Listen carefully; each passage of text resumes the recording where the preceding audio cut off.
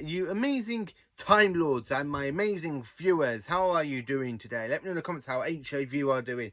And thank you to the brand new 2 subscribers that has booked me up to 85 subscribers. So, what is this Doctor Who review going to be about, you're most probably asking yourself? So, recently I said I got a list of reviews that I've been actually writing down what I need to get done. So, this is over 2 weeks. I've been literally watching every single story I've got on DVD and Blu-ray, and I've been writing down each review. So this one I actually did. I watched it 2 weeks ago, thinking I was going to get the video done. So then I realised I didn't do enough notes about it. So instead of like literally just like going, I'll just release another one, because this was the first one I actually rewatched. So today I've just finished rewatching it. So here is the Stones of Blood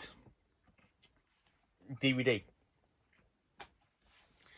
Now, a bit of the Stones of Blood. I love the Stones of Blood. In fact, this was my first ever Tom Baker story I actually ever owned on VHS. Not the first Tom Baker I actually fully watched, because I actually watched this whole season with my dad.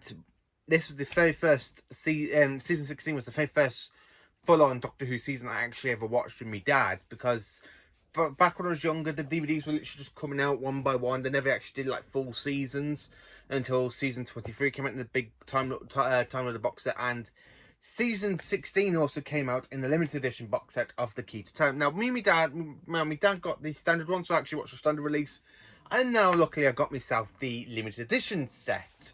So I'm actually watching these bit by bit. So I'm just, instead of picking like random stories to review, or like picking up a season and review every single story, I'm literally doing this randomly. So today I'm going to be reviewing the third story of The Key to Time.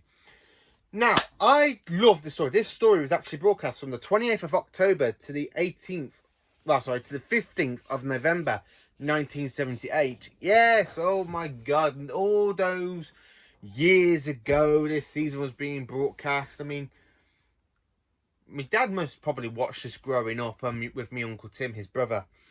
So, what can I tell you about this fantastic, amazing story? Now, this story is actually my third favourite story from season 16. I just absolutely love this story. It's really good. It's the third story, my second favourite story that I just love. So, let me just quickly show you all my little notes that I've written down. See there, and the bit at the back. So, that's all my notes I have written about this fantastic episode. And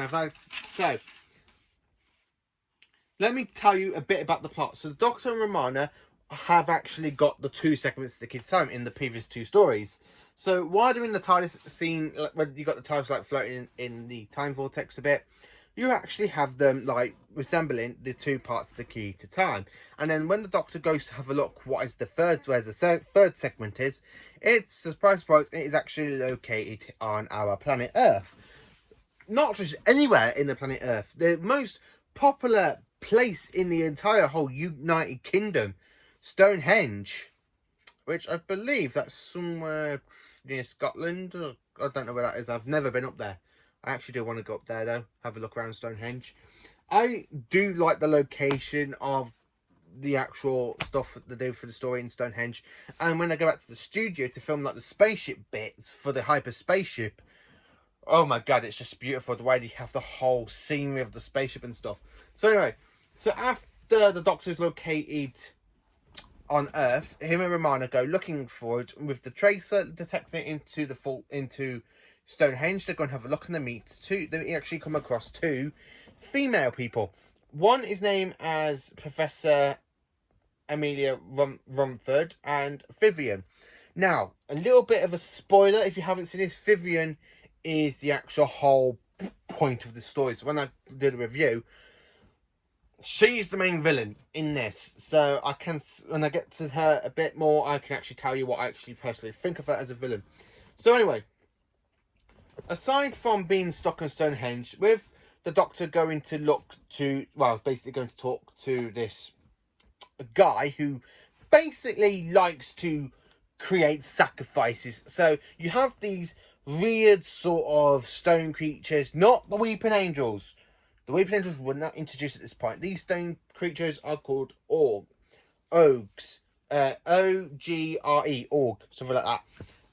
So they're actually called that, and they're actually proper stone creatures. Now, these stone creatures actually absorb human blood. We get sacrificed, our blood gets poured into them, and they feed off our blood.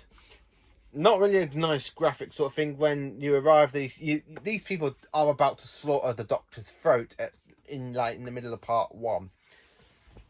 Run about part 1, part 2, because you have that massive cliffhanger with Romana falling off the cliff. So the video should have come up by now. So about the whole cliffhanger part and stuff, I just absolutely love it. The way you have that whole screen with Romana going, Doctor, and then she falls off the cliff, and then you have that whole cliffhanger moment. That was my very first ever cliffhanger for Tom I ever watched, because I watched this with my dad on VHS growing up. My dad only owned like a few VHSs, and then when the DVD started coming out in 1999, I was only about 3 when they started coming out. I do remember watching them on DVD. I used to have the ones my dad had on VHS, he actually gave to me. So, and then I kind of watched a few random VHSs I had of Doctor Who. And then growing up from the point of the DVDs, the very first time I actually saw the whole point of the Key to Time is actually with my dad back in 2007. And it was the best thing I had, because it was the very first season I actually watched full on of Tom Baker.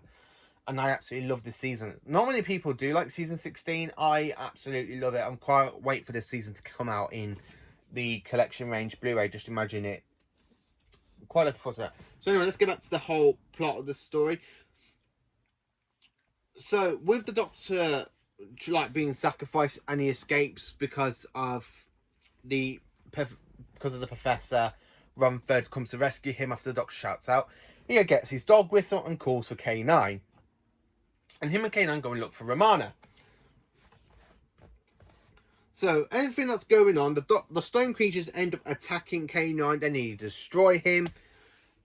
Luckily, Romana comes up with an idea to connect K9 up to the TARDIS, so the TARDIS can actually recharge K9 without him going die. I absolutely love the story, and as I say, Vivian is the actual main villain of the story. She's actually is the main villain. I mean, she controls the orgs, the stone creatures. She tries to get the Doctor trialed and executed because he broke the seal to the Morganis, something like that, MEGARA, so that are justice machines.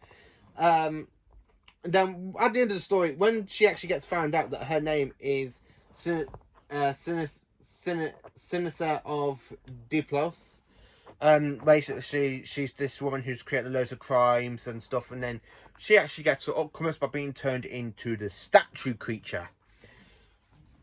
Now, the whole cast of this is an absolutely amazing cast. Tom Baker is absolutely brilliantly as the Doctor. I love the whole interaction with Mary Tam with Tom, because when you see it, when you actually get them in the Reboot operation, they like argue a bit and no like sort of chemistry straight away. But this is the second story, literally 3 stories into the season, and their chemistry becomes a lot better and more enjoyable. This 4-part story is absolutely brilliantly. I absolutely love it. For my second favourite story of the season, Vivian is actually quite a good villain for Doctor Who. She's like a one-off villain, and when she gets turned into a statue herself, and she's going to be in prison for 1,500 years. I would like if they actually decide to go back and do something about this story in modern Who, like make a sequel to it and bring her back, I actually would be up to it if they can find somebody to replace the original actors. So this is my review on Doctor Who: The Stones of Blood. Let me know in the comments what you think of the Stones of Blood. What do you like about the Stones of Blood? Do you love it? Do you think it's the best story from season 16? Do you think it's the worst story of season 16? Which, to be honest, the worst story is probably The Power of Kroll, but still the emoji on board. I do like the script, but it's not really coped well. Power of Kroll isn't. I will talk about more Power of Kroll when I get to my review of Power of Kroll. So let me know in the comments what you think of this story of Stones of Blood. I don't want to give too much away, too many spoilers, because if you haven't seen the story, I do recommend to get the whole DVD box set of The Key to Time and check it out because it is an absolutely cracker of a Tom Baker story. So thank you for watching. Have a great day and carry on, big magnificent.